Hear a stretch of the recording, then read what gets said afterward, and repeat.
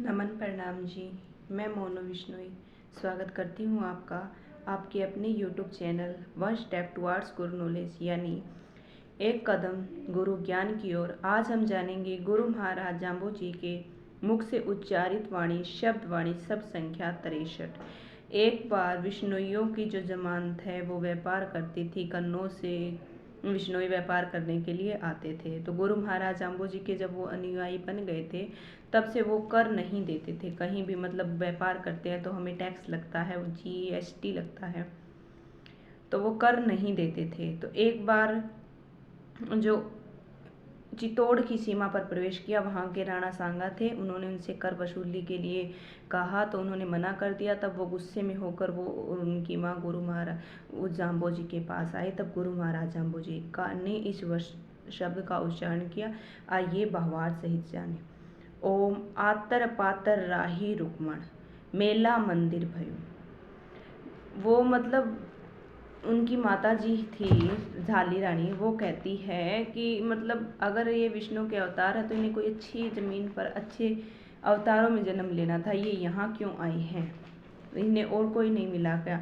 तब गुरु महाराज जाम्बो जी ने कहा कि मैं जब पूर्व जन्म में कृष्ण था अवतार में, कृष्ण अवतार में था, द्वारिका स्वर्ण में थी जो मेरी नगरी थी, वहाँ मेरे साथ रुक्मणी थी, रानी रुक्मणी थी। आतर पातर राई रुक्मण मेला मंदिर भयो गढ़ सोवण तेपण मेला रहा छड़ासी जोयो। मतलब वहाँ मेरे साथ रानी रुक्मण थी जो सीता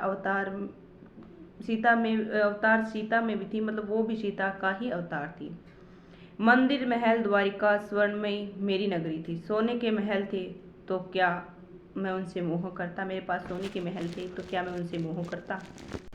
आगे कहते हैं रात पड़नता पाड़ा बिजा गया दिवस तपनता शुरू, कि इस समय मैं अकेला हूँ।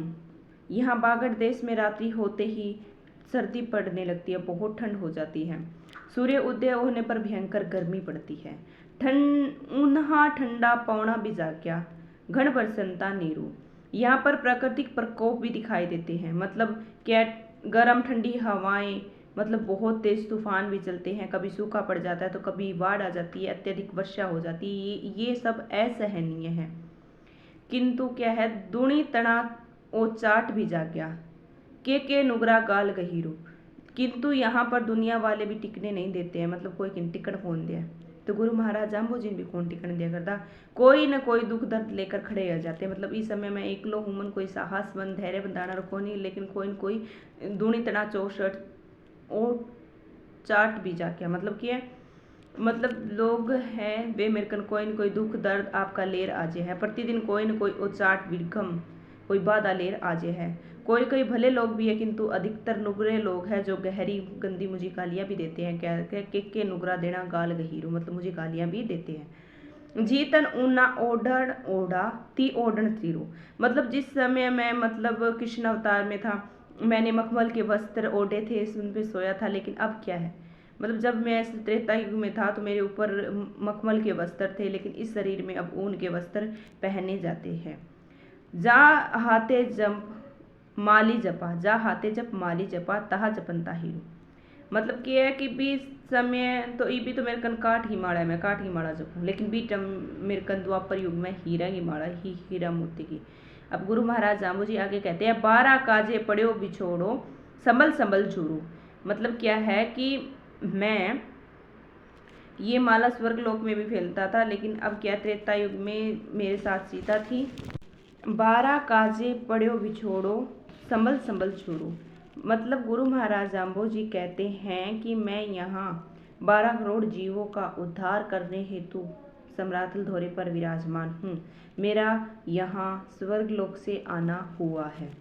रागो सीता हनुमत पाखो कौन बंधावत सिरो। जब मैं राम अवतार में था त्रेता युग में तो मेरे ऊपर जब संकट आए, वनवास काल में मुझे अनेक कष्टों का सामना करना पड़ा, उस समय मुझे रावणों राक्षसों से युद्ध भी करना पड़ा, लेकिन मेरे साथ लक्ष्मण और सीता थे। जब सीता का हरण हुआ तो तब मेरे साथ हनुमान जी थे जिन्होंने मेरी धीर बंधाई थी। लेकिन अब तो मेरी यहाँ पर धीर बंधाने वाला, धैर्य बंधाने वाला कोई नहीं है, क्योंकि दुख ही, मेरा धैर्य ही दुख का निवृत्त करता है। मैं खुद अपना धैर्य रखता हूँ, तो यही मेरे दुख को कम करता है। मागण मणिया काच कथीरू, हीरस हीरा हीरू। मतलब क्या है कि मैं यहाँ कांच चिड़ी मणिये कांच कथीर कहाँ, मतलब इतबे हीरा मोती बे की तय, हीरे के मनके की बराबरी कर सकते हैं। यहाँ तो कोई मनके की बराबरी कर नहीं सकता। हीरा तो हीरा ही होता है, कांच तो अपना स्थान निष्कृष्ट ही होता है। मतलब तो कांच है, बाठा है, डड़ा है, लेकिन भी तो मेरे का हीरा हा, मोती हा, तो हीरो ही हुआ है, कांच ही हुआ है। विखा पड़नता पड़नता आया पूरस पूरा पुरु। मतलब गुरु महाराज जाम्बू जी कहते हैं कि उसी प्रकार से आदमी को कष्ट की परीक्षा देनी पड़ती है। कष्ट उसके जीवन में आता है तो उसे परीक्षा देनी पड़ती है, उसे मतलब धैर्य के साथ अपना कार्य करना पड़ता है। मतलब दुख में जो दुखी न हो और वही पूरा पुरुष है। मतलब जो दुख में दुखी न हो, सुख में ज़्यादा खुश न हो, वो ही सिद्ध पुरुष है, वो ही एक महान पुरुष है। गुरु महाराज जाम्बू जी यहाँ ये कहते हैं, जे ऋण राहे सूर गहीजे तो सूरज सूरा सूरू। मतलब अपनी सूरवीरता तो हम घर में बैठकर दिखाई जा सकती है, लेकिन यहाँ पर बैठकर कौन दिखाए। सूरवीरता दिखानी है तो घर में बैठकर नहीं दिखाई जा सकती, घर में बैठकर भी दिखाई जा सकती है अगर हमारे काम, क्रोध, लोभ, मोह, अहंकार पे विजय प्राप्त कर लेते हैं और हम सुख में सुखी महसूस नहीं करते, परमात्मा को नहीं भूलते, और दुख में अति दुख होकर परमात्मा को दोष नहीं देखते। वो शूरवीरता हमें घर में दिखाई दे सकती है।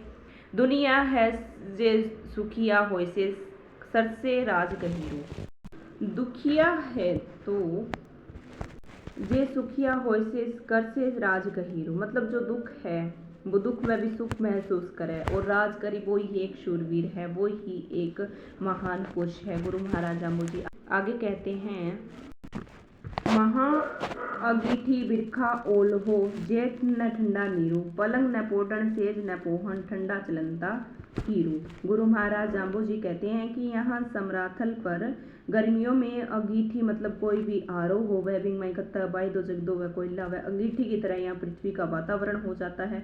जेठ के महीने में ठंडा जल उपलब्ध नहीं है, अभी तो फ्रीज वाटर कूलर चाह रही है, लेकिन भी टाइम ठंडो पानी को नहीं हो। न तो यहाँ सोने के लिए कोई बांझी है, पलंग है, और न ही बिछाने के लिए कोई छेज है, कोई मतलब गद्दी है, कोई गुदड़ी है, कोई खलड़ी है कि कोई। यहाँ पर हीरे की माला तो कहाँ यहाँ पर गले में पहनने के लिए हीरे की माला तो कहाँ, गले में पीने के लिए पानी भी उपलब्ध नहीं है कहाँ। मरुधल देश समराथल की बात गुरु महाराज जाम्बू जी करते हैं। आगे गुरु महाराज जाम्बू जी कहते हैं, इतना मोह न मानो शिंबू, तही तही सुरीलू। इन प्राकृतिक सांसारिक परिस्थितियों से शिंबू घबराता नहीं है। जपा तो एक निरालम शिंबू जी के माई न पियू। मतलब जब शिंबू है, ना उसकी माता है, ना पिता है, ना बहन है, ना भाई है, तो वो इन सांसारिक परिस्थितियों से घबराता नहीं है, न ही सुख का कोई लोभ करता है। जे न ही था, मतलब न ही वो प्राकृतिक की जो ये संसारिक दुख है इसको में दुखी होता है, और न ही इस प्रकार का मोह करता है। यह तो संसार की बात है, कभी कभी संयोग होता है तो कभी कभी वियोग होता है। मतलब कभी कभी किसी से कोई चीज़ हमें प्राप्त होती है तो कभी कभी हमसे कोई चीज़ नष्ट भी होती है। आगे गुरु महाराज जाम्बू जी कहते हैं, घोड़ा चोली बाल गुदाई श्री राम का भाई, गुरु की वाचा भैयो। मतलब मैं जब बाल्य अवस्था में राम का भाई था तो घोड़ों के साथ खेला करता था, घोड़ों को दौड़ाया करता था। बाल्य विशेष खेल कूदना दौड़ना आदि में साथ करता था। समय अनुसार परिवर्तन आया, राम को वनवास भी हुआ, लक्ष्मण के साथ मतलब बहुत खेला, बहुत सुबल क्रीड़ाएं की। राम ने लक्ष्मण का साथ दिया, परम गुरु मानकर उनके वचनों पर चला। जो लक्ष्मण था राम को अपना परम गुरु मानकर उनके वचनों पर चला, उनकी हर बात मानी। लक्ष्मण सीता राघो सीता हनुमत पाखो, दुख सुख कहियो। मतलब लक्ष्मण सीता और हनुमान ने सदा सुख और दुख में राम का साथ दिया, उनका धैर्य बनाया। उनके बिना अकेले तो वनवास काटना बहुत मुश्किल हो जाता, बहुत दुखी हो जाता। गुरु महाराज जाम्बू जी कहते हैं कि यहाँ पर तो मेरे पास मेरा धैर्य बनाने के लिए, मेरी धीर बनाने के लिए कोई भी नहीं है। इसलिए गुरु महाराज जाम्बू जी कहते हैं कि हमें धैर्य रखना चाहिए, चाहे कितना ही हमारे पास सुख आ जाए, हमें ज़्यादा सुखी नहीं होना चाहिए, परमात्मा का धन्यवाद करता रहना चाहिए। और जब हमारे जीवन में दुख आए तो हमें परमात्मा को दोष नहीं देना चाहिए। विष्णु दोष किशोर प्राणी त्रिकर्णी का उपकारो। इसी के साथ हमारी शब्द संख्या 63 पूर्ण होती है। आशा करती हूँ आपको समझ आई होगी। कहीं कुछ भूल हो गई तो क्षमा करना, गलती हो गई तो भी क्षमा करना। वीडियो को ज़्यादा से ज़्यादा शेयर करना ताकि हमारे समाज का, हमारे धर्म का, हमारे बहन भाइयों का उद्धार हो सके, हम धर्म की लाइन पर चल सके। धन्यवाद जी। हरिओम, नमन, प्रणाम। आपकी अपनी मोनू विष्णु।